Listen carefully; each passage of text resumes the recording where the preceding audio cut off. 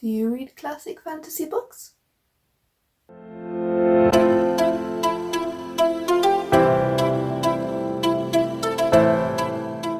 We all love a book haul as much as the next person. And while this isn't exactly a book haul, I last year was given a huge box, an enormous box of fantasy books. Got them from a colleague. Their partner's sister was moving and getting rid of a lot of fantasy books. So I said, yes, please, I will have some of those. I didn't get all of them as other people were interested, so I got a mixed bunch.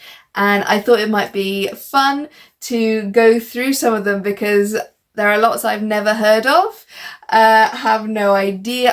Might know the name of the author, but I've never read any of their work. So I thought it'd be fun to have a look through some of these old books. So first up in the box of books that I got, we had a full set. However, they are not all the same size, which I know will bug some of you, but there we go. We got the full inheritance cycle, is that what it's called? So Eragon and the ones that follow. I never read these when they came out. I don't know why, because they would have been right up my street, but I did not read Eragon. I did not watch the film. Yeah, I have now read Eragon. I'm kind of buddy reading them with my friend Zach, so I will link his channel below. He did a review on this. I didn't get it read in time to do something together. Sorry. But yeah, so I'll just read the blurb. I'm not going to read all the blurbs, obviously, but so one boy, one dragon, a world of adventure. When Eragon finds a polished blue stone in the forest, he thinks it is the lucky discovery of a poor farm boy. Perhaps it will buy his family meat for the winter. But when the stone brings a dragon hatchling, Eragon soon realizes he has stumbled upon a legacy nearly as old as the Empire itself.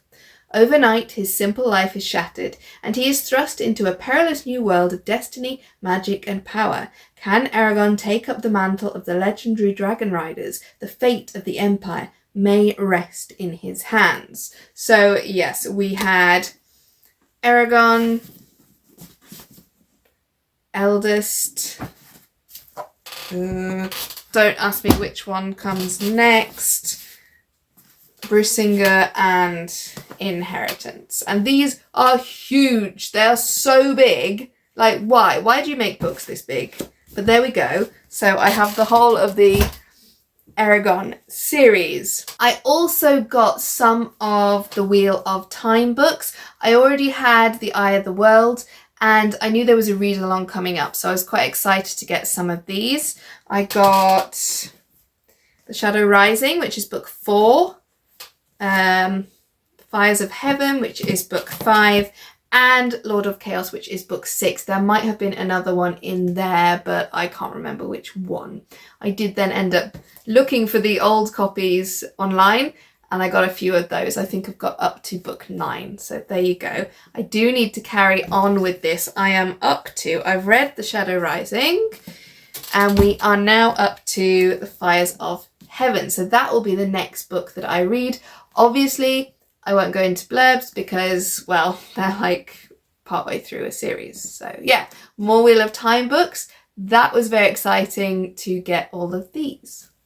Okay, so I also got a lot of David Eddings books. I've never read David Eddings, so I've got some bits of series, some not. If you have read any of them, let me know. Maybe help me out if I've got some of these in the wrong order. But we have here Domes of Fire, book 1 of the Tamuli. And Jewel of the East. Danger stalked Queen Elana's realm. It began with peasants whispering about the bloody heroes of old would rise again. Soon outlawed bands were ravaging the hill country, while the trolls disappeared from their icy northern haunts, and none could say where they had gone. Then came an ambassador from the far-off Tamil Empire begging aid. Monsters, ancient warriors, and foul magics were tearing their empire apart. Sparhawk, Elana's champion and prince consort, was the emperor's last hope. For surely the knight who had killed the evil god Azash could prevail against the terror in Tamuli. Thus did Sparhawk and his queen begin the perilous trek to the far distant empire of the east. With them journeyed a handful of twisted companions, the stalwart champions of the 4 militant orders, the knight Berit, Mirtai, the giantess, Princess Danae, and the young thief Talon. And at journey's ends waited a glittering court seething with corruption, treachery, and the greatest danger Sparhawk would ever face. Sounds pretty cool. I also got book 2 of the Elenium, the Ruby Knight, but as I haven't got book 1, I won't read the blurb for that. I've kept it because I thought, well, if I enjoy his other series, then I will try and pick these ones up as well. Then I have got this series, which is the Malorian. So, which is Guardians of the West, King of the Murgos, Demon Lord of Karanda, Sorceress of Darshiva, and Seers of Kel. So I'll read the blurb for book 1, Guardians of the West. Warned by the prophecy that a new and greater danger threatens the lands of the West, Garion, Belgarath, and Polgara must begin another quest to save the lands from great evil. 3 years have passed since Garion's killing of the evil god Torak and his marriage to Chenedra, not sure how to pronounce that. He is now overlord of the West, slowly learning how to cope with the duties of a king and to overcome the difficulties within his marriage. When the orb of Aldur warns Garion to beware Zandramas, the voice of prophecy reveals that somewhere in the unknown land of the east of the dark prophecy still exists, and that great new dangers threaten. While Belgarath and Garion seek to uncover the nature of this threat, Garion's baby son is kidnapped. All evidence points to the loathsome bear cult, which has gained power once more, and Garion leads an army bent on its destruction. But there are even more sinister forces at work, and Garion and his followers must look towards the malign and mysterious evil of Zandramas. Their quest must begin again. Thus begins book 1 of the Malorian. There we go. I also have... I got a bit confused because this book is by David and Lee Eddings, and it is the Riven Codex, ancient texts of the Belgariad, so obviously another series, and the Malorian. So these are series that I guess go together. And I do have book 5 of the Belgariad, the prophecy. That was in there. I won't read the blurb though, because it's book 5. So yeah, these are the ancient texts that link this series and that series. So we will see. I also, from David and Lee Eddings, got this one, but I can't work out if it is a standalone, if it's in the series. It doesn't seem to say, and I can't see it anywhere in these. Oh no, I think it is a standalone based in the world. Here we go. Okay. So I have a standalone in the same world, Polgara the Sorceress. This is a very heavy book. Polgara the Sorceress soars above the world of warriors, kings, and priests. The daughter of Belgarath and the shapeshifter Poladra, she has worked her powerful magic for 3,000 years. Now Polgara looks at her magnificent life in this fitting crown jewel to the saga that is the Belgariad and Malorian cycles. Okay, so this comes after those.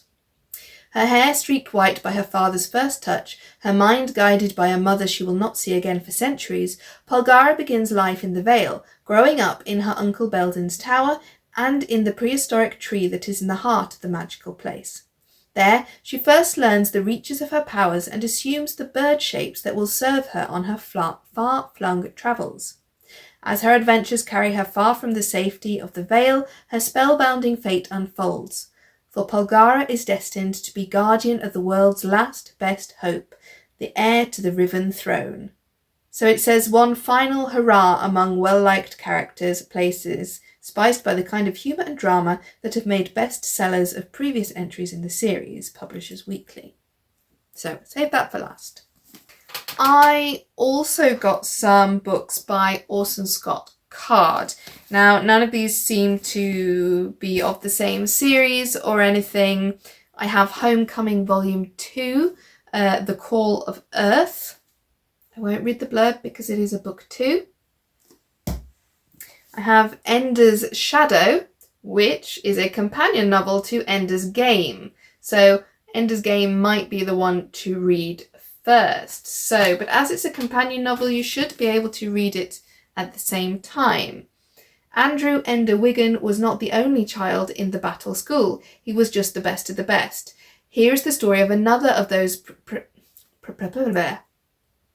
Here is the story of another of those precocious generals, the one they called Bean, the one who became Ender's right hand, his strategist and his friend. Bean's past was a battle just to survive on the streets of Rotterdam. He was a tiny child with a mind leagues beyond anyone else's. Bean's desperate struggle and his remarkable success brought him to the attention of the Battle School's recruiters, those people scouring the planet for leaders, tacticians, and generals to save Earth from the threat of alien invasion. Bean was sent into orbit to the Battle School, and there he met Ender. So, fans of Ender's Game, there is a companion novel. I should probably read Ender's Game first. There was also, by Orson Scott Card, Seventh Son. Come and fall in love with a magical America that might have been. Using the lore and folk magic of the men and women who helped settle a continent and beliefs of the tribes who were here before them, Orson Scott Card has created an alternate frontier America where folk magic works and has coloured the entire history of the colonies. It is into this world, amid the deep wood where the red man still holds sway, that a very special child is born. I'm not sure you can say that these days. Again, these are old books. When was this published? 1987. So sorry for the un-PC blurb there. And finally we have, that is really hard to read, Xenocide. The Hugo-nominated, nationally best-selling sequel to the Hugo-winning Ender's Game and Speak Up for the Dead. Oh, so this continues on from Ender's Game. That's also in that series. So I will not read the blurb. Okay, and now we have some which were just kind of random. Again, some of you may know the names. Some might be part of series. The first one is by Ed Greenwood and Jeff Grubb, and it is part of the Forgotten Realms, and it is Cormyr, a novel. So, Cormyr has been ruled by the Obarskir family since its inception 1.5 millennia ago. Now its king, Azun IV, lies on his deathbed, and the vultures are circling, hoping to usurp the throne for their own. Against the crisis of state, the history of the Forest Kingdom unfolds, relating the previously untold story of a nation, its rulers, and its wizards. So this is from the Forgotten Realms fantasy world, and I have 2 more from the same Forgotten Realms. This one is by R.A. Salvatore, not sure how you pronounce it, Exile, but that is book 2 in the Dark Elf trilogy, so I will not read the blurb. And then this is also a book 2 by R.A. Salvatore, Streams of Silver, book 2 of the Icewind Dale trilogy. Now this is an old one. Look, it's even got the red sides. Do I have a date for it? 1972 this one came out, and this is The Guns of Avalon by Roger Zeeland, Hugo award-winning author of The 9 Princes in Amber, which I have here. So this one, The Guns of Avalon, is, so the I think it's part of the series because it says the Guns of Avalon and then it says Demons of Amber on the back. So I don't know if it's a series or not. It doesn't have a number per se, but maybe they're just all in the same world. Corwin, a prince of the blood, returns to Amber, the perfect kingdom, to claim his stolen birthright. But to reach Amber, he must fight his way through the dread forces of the Circle of Evil, a feat which will require every ounce of his superhuman power. And so the one he won the award for, 9 Princes in Amber. Amber is real. All other worlds are shadows patterned after it. Eric is about to crown himself king.